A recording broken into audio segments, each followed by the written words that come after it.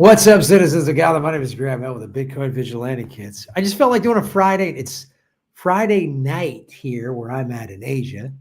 And I had a show last night. I've got another show tomorrow, but I didn't have a show tonight. So I thought, let's try a live stream. I know it is 8 in the morning on the Friday on the West Coast, on the East Coast, and a little after 5 a.m. So if you're up early, but I just wanted to try this time slot out, just give it a shot. Today we're going to talk about how Jamie Dimon, I did a video like 2 weeks ago, they tried to crush Michael Saylor and MicroStrategies. It did not work. And where the Bitcoin price is. So we're going to go into that because I do like talking Bitcoin. And I went last week when it was 2 weeks ago, when it was at 80 some K, I told you Bitcoin was on sale. It's at 92.93 right now. It was on sale. I bought a little at 83. When it got to 91, 92, I sold it off with a little bit of a profit. The bing, bang, boom, kids. I also wanted to announce that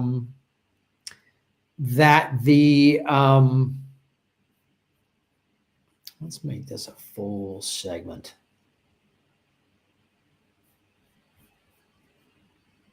Let's make this a full segment. We're just going to make this a segment, boom, boom. So yeah, like, share, subscribe. Let me know where you are at in the world. And we're also streaming live on, let me bring that down. That's the GoFundMe. We want to get the Rockfin set up real quick.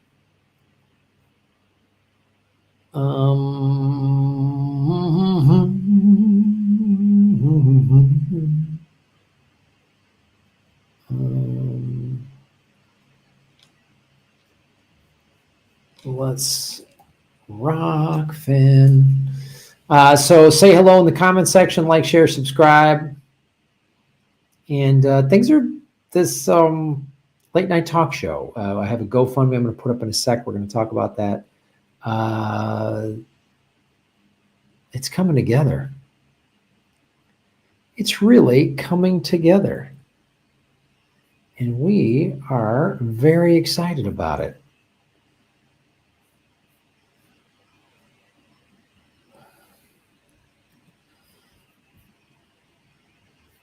So I don't know, it might be a time that you guys are not used to. So maybe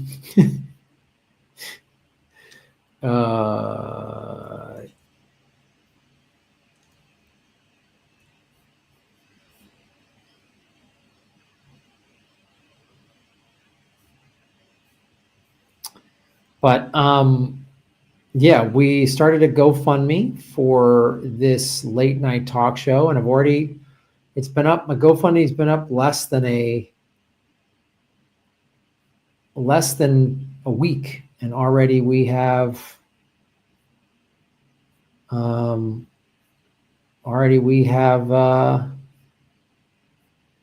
little over $1,200, and we're just trying to raise about $6,000 to do this pilot. And some really cool people have already, some big name comics have put in money, and it's really awesome. I'm really the response. I knew this was good. Everyone I brought this up to was like, this is a really good idea.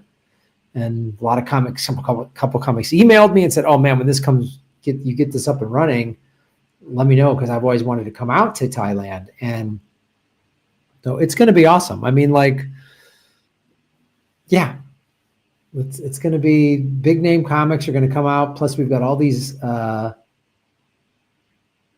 Thai celebrities and stuff we're getting to know that are going to be on the show, and it's going to be really, really cool. I'm very excited about it. So it's just been, and I've just met a lot of really cool people here, and there's a lot of talent here in Thailand. A lot of good singers and actors and musicians, and really,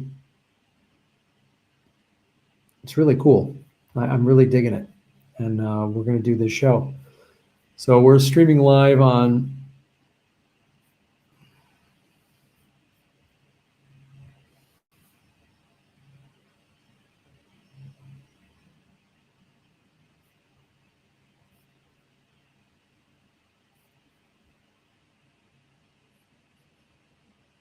Let's do our first segment. Let's just pump the GoFundMe. Let's just do that. I'll be back in less than 10 seconds with our first Hot Fresh segment.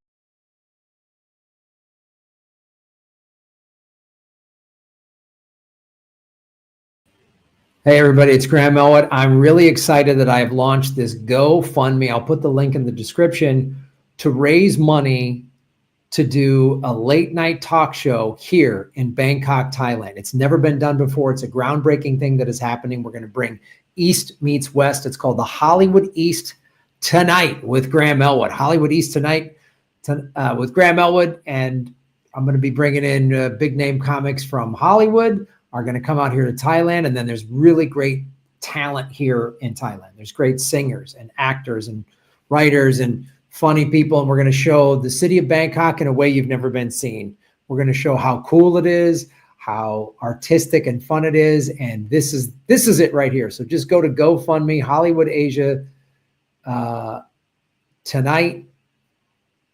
And we've already got some money raised. So just click on the link to GoFundMe or go to grahamelwood.com, donate whatever you can because you're going to be a part of history. We're going to start shooting this the first part of next year.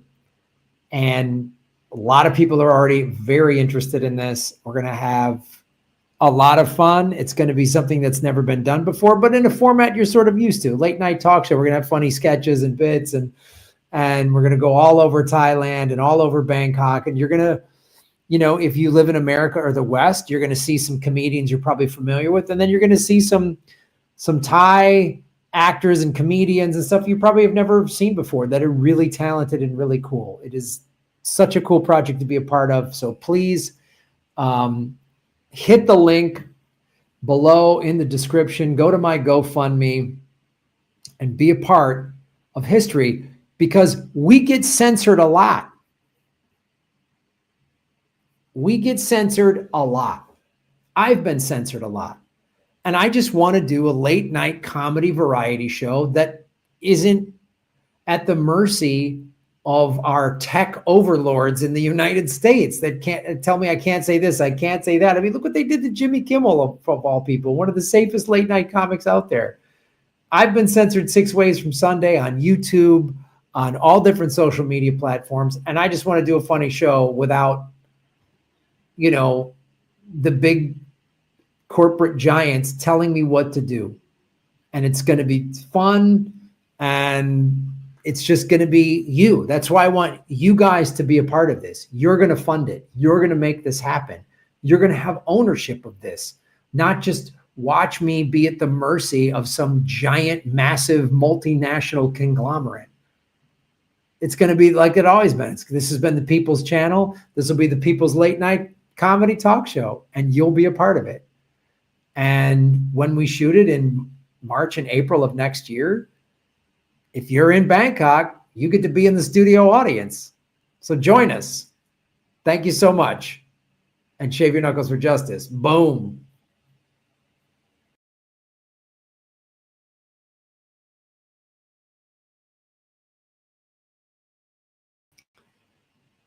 What's up? What's up? What's up? What's up? What's up? What's up?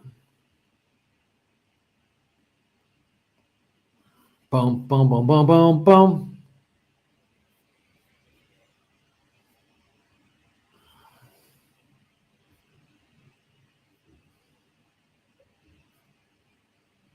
All right.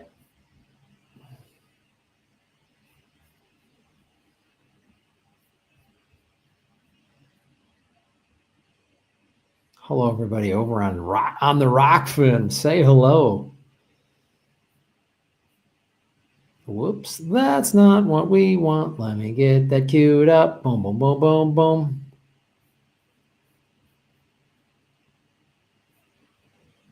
All right, we'll be back with our next Hot Fresh segment. We're going to do a little bit about talking about Bitcoin, and then my neighbor Darrinne's going to pop in. She's got some helpful tips on like how to just do stuff in your everyday life, and it's a new segment, and she just has a lot she wants to say, and I just figure it's, let her have a voice, and some of the stuff's pretty helpful. Like she told us how to make rice and She's got a new thing coming out every Wednesday about flashlights or whatever. So, just check it out.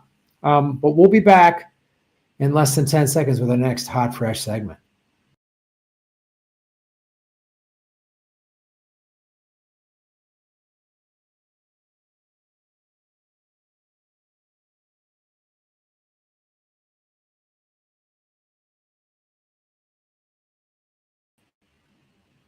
So is Jamie Dimon, from the bank that helped Epstein, are they backpedaling? About a week or so ago, they tried a coordinated attack to crush Michael Saylor and MicroStrategies. And now they're like, oh, whoop, that didn't work. Let's double down on some Bitcoin. Maybe they were deliberately bringing the price down so they could scoop it up and know it, because they know the price is going to be jacked up over 100K by the beginning of the year. Yes, that's in less than a month. This is Graham L with the Bitcoin Vigilante. Thank you for watching. So we did a video on it last week on how the 4 big banks were all trying to coordinate to go against Michael Saylor. But now things have just changed because the Federal Reserve just dropped the interest rates by another 0.25%. And Bitcoin this last couple of weeks has been, it's gone as low as 79, 80. Everyone's like, oh no, is it going to crash to 40? Is it going to keep going down? My prediction, it'll be over 140K by the middle of January. But this is what Jamie Dimon, the head of JP Morgan Chase, which we've done videos on this, if you look at my Epstein playlist, of how they were Epstein's bank. And Deutsche Bank, a bunch of them are all part of Epstein's bank. He needed a bunch of banks. So I always trust the Epstein bankers. If you can't trust an Epstein banker, who can you trust?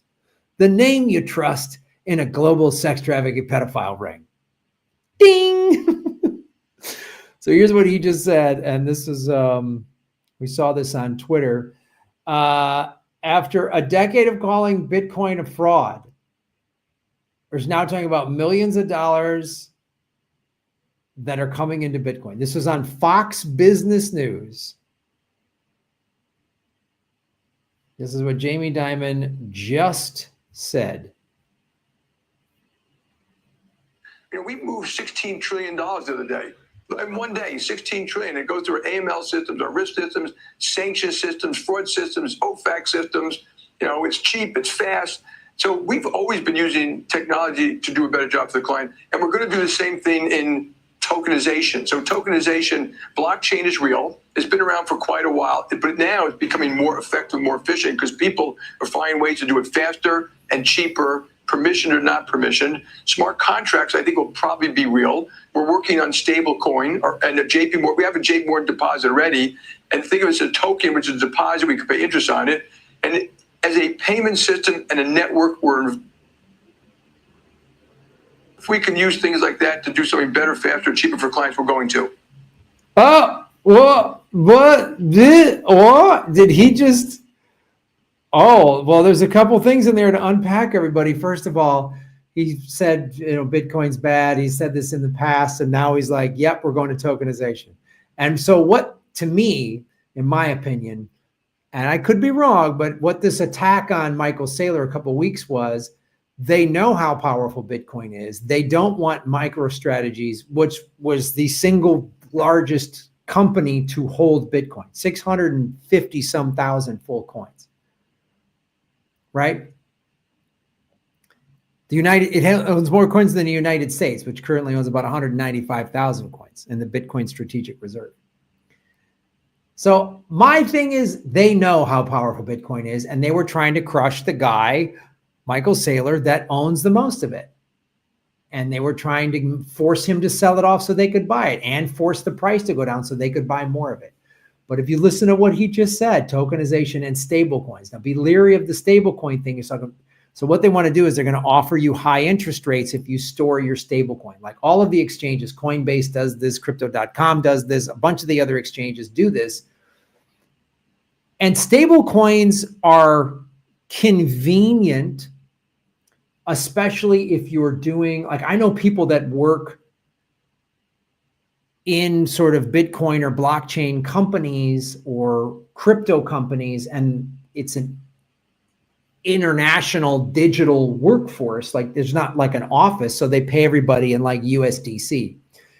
And I get paid in USDC from some people, but I immediately convert it into dollars. So they want you to store your USDC and earn interest. You can earn 3.5% or 4% or something like that right now in some of the exchanges. Maybe somebody's offering higher, which, okay, but be leery of that. Be leery of the everybody using stable coins and they can freeze it and snatch your money up. But that's just one thing to think about. And they're moving everybody to stable coins. But using blockchain technology for certain things, I see the benefit in that, and smart contracts and transparent transactions. That's the thing that makes me like Bitcoin. But be careful in the banks. I mean, first of all, it's the thing Max Kaiser said on the show 4 years ago. You can't change Bitcoin. Bitcoin changes you. So Jamie Dimon realizes this. He realizes how important it is, but he doesn't want to give up control. So they see Bitcoin as a threat to their power, a threat to their control. And I've tried to talk to people who say buy Bitcoin and they're like, oh, Graham, the big bank guys, they'll just control and manipulate it anyway. And I'm like, yes, that's why you need to own some. If every regular person even owns just 1%, 2%, 3% of a Bitcoin, you know, the single biggest, largest group of Bitcoin owners is regular people. This is why I say every little piece of a Bitcoin you buy, that's one less piece that people like Jamie Dimon can buy, that billionaires can buy.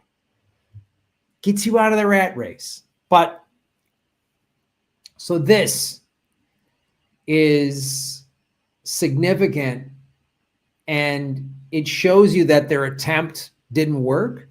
And even since then, the Bitcoin price has kind of gone back up a little bit. With the announcement of the interest rate cut, the Bitcoin price today has been about 92, 93,000, up from 88, 89 from 24 hours ago. So a couple of weeks ago when Bitcoin was in the 80s, I said it's on sale. When it was at 75, 80,000 in April, when the tariffs first hit, I told you it was on sale. Buy the dip. It'll be volatile in the short run, but in the long run, it'll go back up. That's what we do here. Follow the money, connect the dots, get the truth, and shave your knuckles for justice. This is not financial advice. I'm not a financial advisor. Come on. Boom. It's Graham L, the political vigilante. The Bitcoin price has been moving along a lot. And we just showed you how Jamie Dimon is reversing his position on that. But there's something else I wanted to show you. An article on some people are worried that Bitcoin could be on the verge of a big bear, like it's going to go down even more. It's going to hit 60K, 40K. Oh no, blah, blah, blah. But this is in CoinDesk. There's a lot of indicators to say that it's going to jump up. And even people like Kathy Wood from Ark Investment, I think John Lee are saying it's going to be in the 130, 140s within the next month. Like there's going to be a big late push. And historically, the beginning of December, end of November, beginning of December has never been good for Bitcoin. But the second half of December, going to the end of the year and into January, has always done well. So let's read this that was just in CoinDesk. Again, CoinDesk is a decent news source if you just want to learn more about what's happening in the Bitcoin space or even the crypto space. They're not paid advertisers or anything like that with the show. I just think that they do decent journalism that's pretty straightforward about the Bitcoin and crypto space. BTC continues to bore traders with its directionless price action, but some indicators are pointing to renewed bullishness.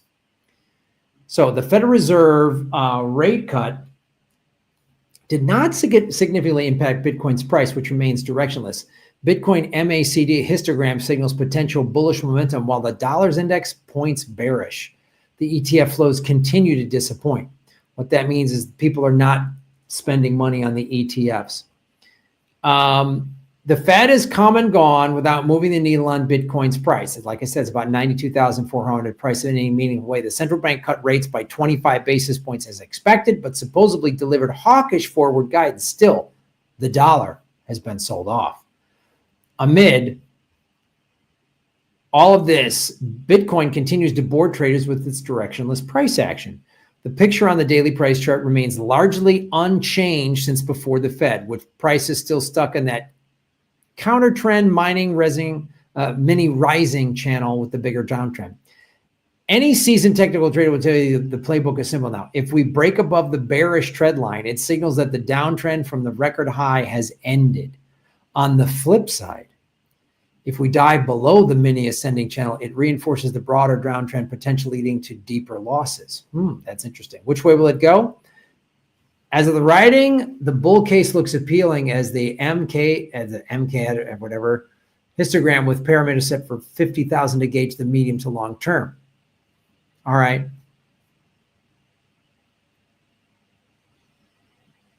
Positive crossovers indicate a renewed bullish momentum. The dollar index, one of Bitcoin's top nemesis, has taken a hit since the Fed meeting, undermining the central bank's supposedly hawkish tone. What does this mean? If the Bitcoin price does break out, several resistance levels between 97,000 and 108,000 identified by the 50, 100, and 200-day simple moving averages would come into focus. That said, ETF flows remain a concern. As noted on Thursday, there hasn't been a single day of net inflows exceeding 500 million in the past month. While prices have stabilized since November 20, cumulative net inflows since the final week of November amount to just 219 million. So we cannot completely rule out a potential bear case in Bitcoin involving a breakdown below the mini ascending channel. Such a move would expose support around 80,000. I'll be honest with you guys. I am bullish. I think this is similar to what happened in April or in the past when, remember, in April, big pullback, 76,000. It was under 80 for a while. It was in the low 80s. And then 3 months later, we hit an all-time high of 126. 2 months later, I think even. I think that's what's coming. I think by mid-January, we're going to be at a new all-time high. Not a huge difference, but I think we'll be 130 to 140 in the next 30 days. The best plan, though, and this is not financial advice, I am not a paid financial advisor, is to buy Bitcoin and just hold it for 4 years or 5 years. You'll be happy you did. You'll be happy you did. If you hold it for 4 or more years, you will make a profit. That has been historically proven. There is no other asset that has done better since 2010 or even 9 since it was released. No asset has done better overall in this time frame. Check for yourself. Follow the money, connect the dots, get the truth, and shave your knuckles for justice. Boom.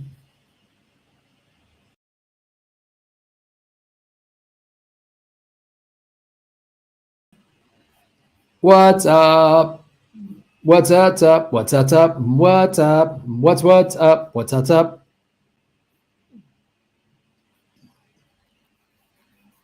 Boom, boom, boom, boom, boom, boom.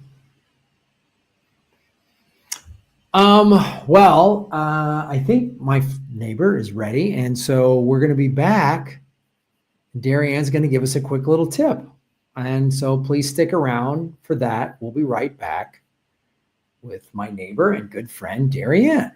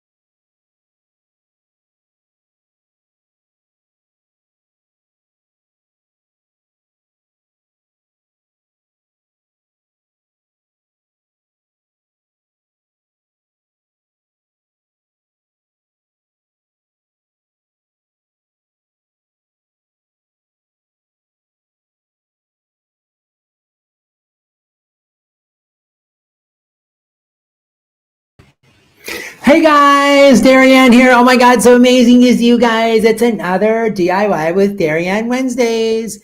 We're going to do this every Wednesday, guys. Just little like helpful tips to get us like through the week or whatever.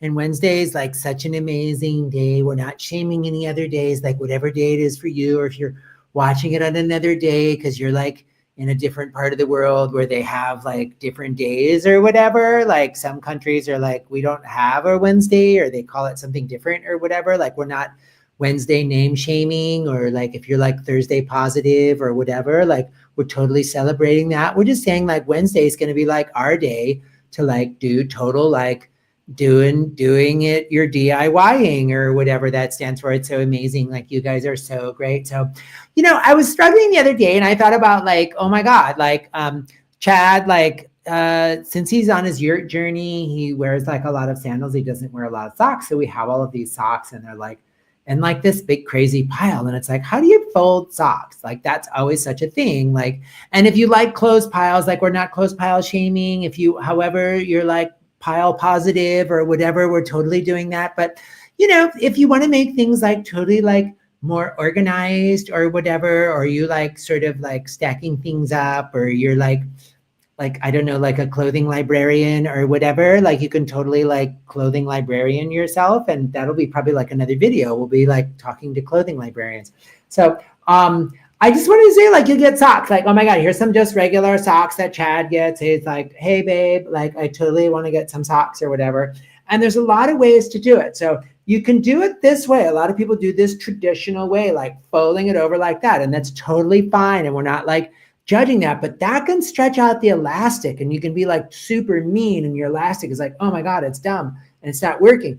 And we're not like, I mean, a lot of people like this because it's like, oh my God, that totally looks like, I don't know, like a tennis ball or something got inside your sock. And if you like totally like doing like sock tennis playing or whatever sport you're into, but over time, oh my God, this can stretch out the elastic. So one of the ways to save elastic, and you know, if your socks don't have elastic or whatever, like we're not saying like you should like, if you're anti-elastic, we're not saying we're not having some sort of battle or whatever, but this is the best way. Is just take like the toe part and put it into the like squeezy elastic part, and it just loosely holds it like that, guys. Isn't that amazing? Oh my God, like totally amazing. You're not stretching out the elastic. So it's like total like that. But I mean, like if you pull it like, oh, it can totally fall apart. So you have to be like a little more like sensitive and gentle with socks. And I think like spirit, you know, socks are like the Sims people say like feet are like the gateway to the socks, or the socks are the gateway to the feet or something like that. Anyway, like whatever you, and you guys, if you're like totally, we're not sandal shaming or whatever, like we're total sandal positive, but like this is the best way to like preserve your socks. So your socks just stay like fresh longer. You know what I mean? Like how you wouldn't, like you put a salad in the refrigerator. Oh my God, you guys love salad. Oh my God, I had this amazing salad and they put like pumpkin seeds on it. And I was like, at first I was like, I don't know if I like that. And they're like super crunchy. Oh my God, guys, go get pumpkin seeds on your next salad. Please do that. Oh my God, they're so amazing. But like some people like sunflower seeds. Like I'm not saying sunflowers or pumpkins are different or better. Like, but I'm totally like pro seed salad. Like I'm a seed salad positive person. And I really want you guys to do that and support it. And so this is just quick tips with your socks with Darrinne. Oh my God, you guys are so amazing. Thoughts on socks, and totally like seed. Don't put seeds in your socks, you guys. That might be weird unless you're, I don't know, into some sort of like foot massage with seeds or something. That might be another video. I don't know. I don't want to tell people like whatever your food beliefs are. Like, I don't want to judge that, but you guys are amazing. Thank you so much, you guys. Thoughts on socks? Oh my God, you guys, that was so amazing. I love doing these segments. They're super fun. Like everyone, we learn so, like I learned so much just by researching. Like there's so much information online about how to do the different socks or whatever. You guys are so amazing. Thank you for coming on the show. And thank you to Graham for like totally letting me do this. I know this is like his thing where he's like, excited about Bitcoin and like really like the banks are bad or whatever. Like he's totally like that. And that's totally cool that Graham's like banks are bad or whatever, like totally. And if you work in a bank though, don't be mad at someone who works in a bank. They're totally just like oh my God, my friend, Nikki spells it Nikki, and the E is IE, and the E is silent. Like, it's mysterious. It's like, why is the E silent? We don't even ask. We just know it's silent. It's amazing. She works in a bank, and she's like, works really hard. She's like a good person. And it's like, we shouldn't be mean to her. It's like the big, like, guys with the big suits and the big offices in like wherever, New York or Texas or wherever like the bank capitals are, like those guys are like, some of those guys seem like sort of mean or whatever. And we're not shaming suits. Like if you like wearing suits, like whatever, however you want to dress yourself, but like totally like Graham's like mad at the banks. And it's just like, but my friend Nikki, silent E, she's amazing. Like, let's not be mad at her. Like she does an amazing stuff. And I think the silent E is like mysterious. So anyway, you guys, you're amazing. Thank you for watching the show. Hit the like button and share this out. And you guys are so great. Have a great weekend, you guys. Oh my God, it's Friday or whatever day you're in.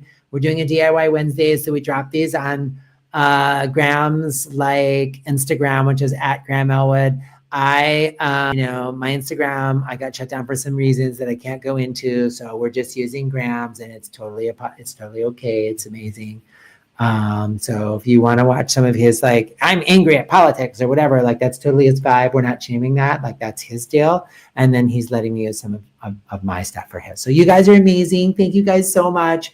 And remember, if you see like a girl in a bank named Nikki with a silent E, just say hi and say, oh my God, I love you. Darrinne says your friends. You guys are amazing. Thank you so much. Oh my God. And have a salad with some like pumpkin seeds. Do it. You will love it.